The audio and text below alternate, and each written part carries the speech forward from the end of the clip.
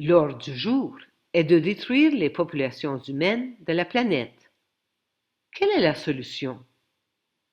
Le programme mondialiste est de détruire les infrastructures dans les zones ciblées pour les rendre invivables, forçant ainsi la migration de masse à sortir de ces zones pour faire place à leur prochain plan d'occupation.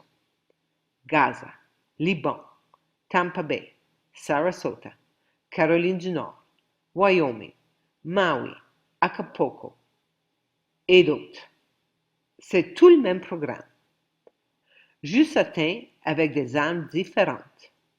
La restauration de l'ouest de la Caroline du Nord pourrait prendre des mois à restaurer. 360 sous-stations sont en panne indéfiniment. L'ouragan Milton était parfaitement positionné pour dévaster presque tout l'État de la Floride, avec des inondations super intenses du côté nord de la tempête, englobant Orlando, Ocala, Tampa et plus encore. La dévastation est massive et détruit absolument les exportateurs d'engrais de la Floride, avec d'énormes implications sur les cultures agricoles de l'année prochaine en Amérique. Tempête d'ingénierie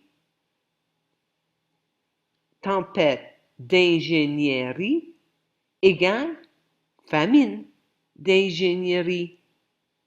Les politiques, l'Amérique en dernière place, de l'administration Biden-Harris, ont laissé le pays vulnérable. Entre la vidange de la réserve du pétrole stratégique, l'envoi de certains de milliards en espèces et d'équipements en Ukraine, tels que les transformateurs électriques qui sont maintenant nécessaires après les ouragans, et la FEMA dépassant 640 millions de dollars pour aider les migrants, l'agence chargée de la préparation aux urgences est désormais brisée et n'a pas assez d'argent pour passer la saison des ouragans qui dure généralement jusqu'en octobre. Malheureusement, même les individus qui se réveillent ne comprennent pas ce qui se passe. L'humanité est de plus en plus bombardée tous les jours, mais la plupart essaient toujours de trouver une solution à l'intérieur de ce système pourri. L'humanité est dans une impasse monumentale. Ceci est une crise évolutive. C'est la fin de l'espèce humaine, la fin de l'animal intelligent. Chaque individu doit faire le choix d'arrêter et de participer de nourrir cette horrible illusion que nous croyons être notre réalité. Il est temps de rêver très fort à la prochaine étape, la nouvelle espèce diésique. En 2000, j'ai entendu parler du docteur Glenn Langto et de la mafia médicale, qui a été publié pour la première fois en 1994. Ensuite, j'ai entendu parler de son deuxième livre. Que diable suis-je venu faire sur cette terre? M'accomplir. Ce livre a été publié pour la première fois en 2001. J'ai commandé 10 exemplaires de la mafia médicale et 10 exemplaires de Que diable, afin de les offrir à mes patients dans mon cabinet dentaire. J'étais complètement ignorante du fait que l'humanité est profondément inconsciente et pas du tout intéressée par cette information. Aujourd'hui, de plus en plus d'individus sont éveillés et j'ai choisi de contribuer à l'évolution de la conscience humaine de la meilleure façon que je sais comment. Récemment, mon âme m'a poussé avec une intensité extrême et j'ai donc dû l'écouter. J'ai fait face à ma plus grande peur. J'ai quitté ma famille et le monde de l'illusion. La seule façon d'avancer est de sortir de l'illusion, du triangle de l'enfer. Je dois me souvenir de qui je suis et ensuite comprendre que diable suis-je venu faire sur cette terre. J'ai inclus les liens vers ma vidéo. Je suis hors de la matrice. Livret numéro 1 de Personocratia. L'évolution vers l'espèce nouvelle. Ce premier livret a été publié en français et en anglais en 2008 et en espagnol en 2009. Guy a mis à jour ce livret en 2020, mais uniquement en français. Afin de partager ces dernières informations, je traduirai la version française 2020 en anglais et en espagnol. Lorsqu'une page similaire est disponible dans la version originale, j'inclurai une capture d'écran de cette page, ainsi que la version traduite 2020. Si une page similaire n'est pas disponible, j'inclurai la page française ainsi que la page traduite. Veuillez partager ces informations avec les individus en éveil. Livret numéro 1 de Personocratia. L'évolution vers l'espèce nouvelle. Pages 14 et 15. Bienvenue dans la bergerie. La bergerie désigne l'habitation des moutons. Ils y sont confinés et surveillés par un berger qui veille à ce qu'ils produisent le plus de laine et de chair possible. De son côté, ce dernier leur procure sécurité et protection. Il les nourrit et les préserve de la menace du loup. Il existe un contrat tacite. Sécurité contre liberté. Concrètement, le mouton accepte d'être domestiqué et de renoncer à l'usufruit de son travail. En contrepartie, le pasteur s'engage à lui fournir des conditions de vie décentes et un sentiment de bien-être matériel et spirituel. Ce contrat est tacite. Il n'est pas officiel, mais accepté traditionnellement dans les faits. Ça a toujours été comme ça. Tant que l'échange se maintient en équilibre, même précaire, même injuste, les moutons continuent à donner leur laine, le fruit de leur travail, et à mourir à l'abattoir. Tantôt, ils sentent leur maître, tantôt, ils le critiquent, suivant les circonstances. S'ils ne sont pas satisfaits de sa gouvernance, ils le répudient et le remplacent par un supposément meilleur. Rien ne change.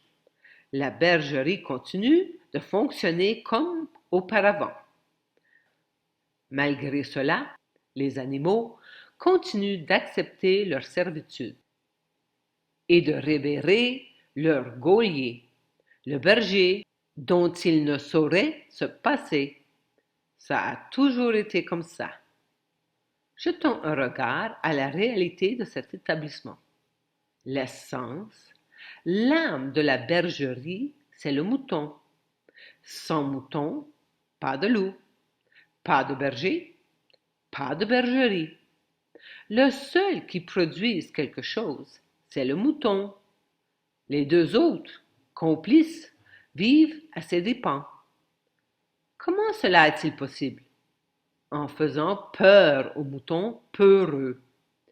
Il agite la menace d'un ennemi virtuel qui varie selon les besoins. Virus, CO2, etc. Et ça marche! Chaque personnage de la bergerie représente un secteur de la société. Le mouton représente les citoyens esclaves. Égal peuple. Égal pauvre victime. Le loup, l'argent, banquier et multinational, égal privé, égal méchant prédateur. Le berger, les autorités politiques et religions, égal public, égal bon sauveur. Le mouton est peureux, par définition.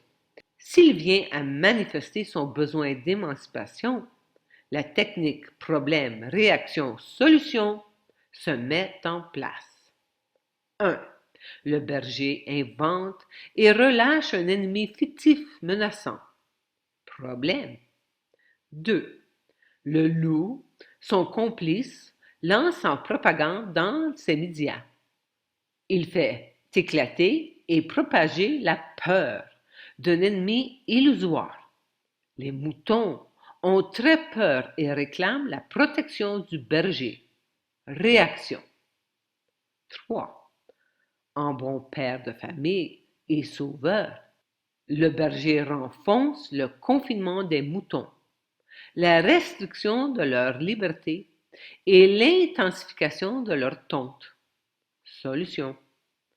Pour leur bien. Ça a toujours été comme ça.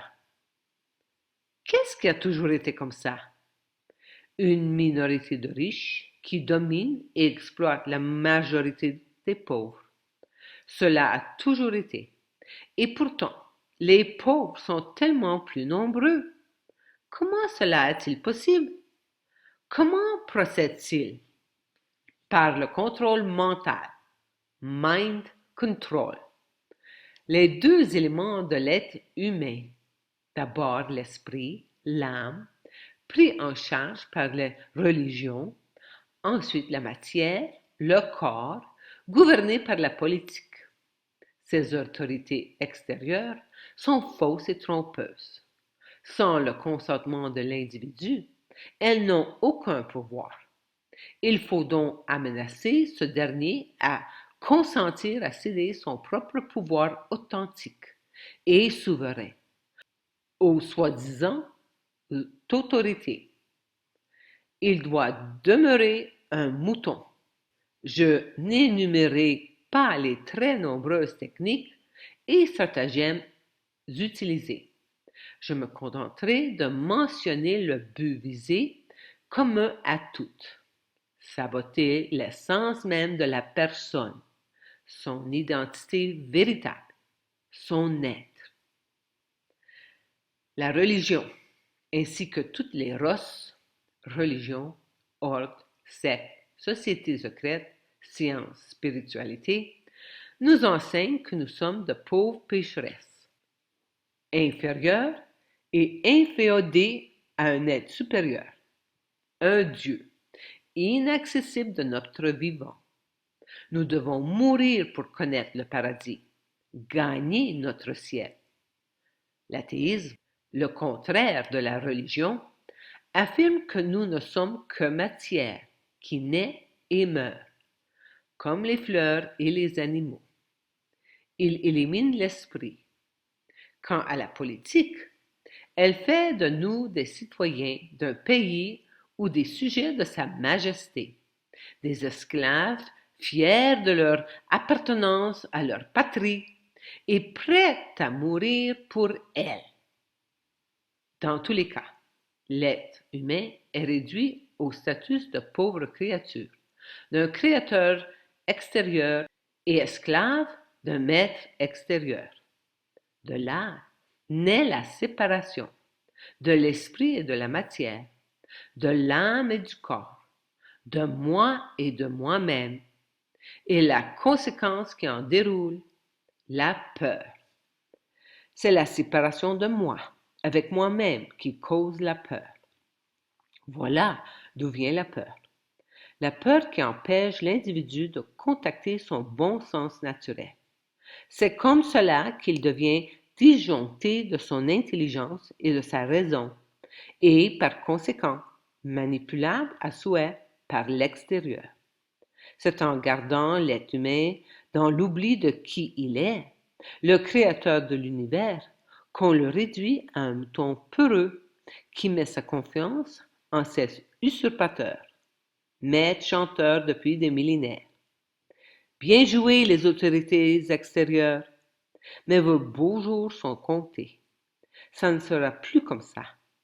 Nous nous engageons à retrouver notre souveraineté intérieure et à lui obéir, car un mouton qui n'a plus peur, ce n'est plus un mouton. Amour infini. De l'esclavage du millénaire à la souveraineté individuelle. En Orient, au XXe siècle, Sri Aurobindo et la mère ont découvert et ancré dans l'atmosphère terrestre la conscience de vérité, la conscience supramentale. Une fois bien ancrée, la nouvelle conscience était prête à passer à l'étape suivante, sa vulgarisation et sa propagation. Alors émergea en Occident, au XXIe siècle, Personocratia, le pouvoir de se gouverner de la personne souveraine. Le yoga intégral de Sri Aurobindo va au-delà de la libération individuelle et entreprend une transformation collective sur Terre. Après le décès de Sri Aurobindo, la mère poursuivit leur travail et le 29 février 1956, la conscience supramentale s'ancrait définitivement sur Terre. Un seul regard sincère sur la situation mondiale actuelle suffit à nous convaincre qu'elle a atteint un point de non-retour. L'humanité se dirige vers une impasse monumentale. Cessons de répéter de vieux modes de fonctionnement inefficaces et souffrants. Le moment est venu de rêver très fort à la prochaine étape. Personocratia poursuit la diffusion de la conscience de vérité en Occident. L'unité substantielle remplace la séparation gourou-disciple. À nous toutes de propager la contagion de l'amour. Je suis hors du jeu. Comme Truman dans le film The Truman Show, je tire ma révérence et je laisse le monde de l'illusion. Cette simulation informatique à laquelle j'ai donné l'autorité de gérer ma vie. Je sors du théâtre, où j'ai joué maintes et maintes fois les rôles de disciple, fille, parent, dentiste, entrepreneur, citoyen. Aujourd'hui, je me consacre pleinement et sans limite à diffuser la souveraineté individuelle, la conscience de vérité que j'éprouve depuis 22 ans. Amour infini.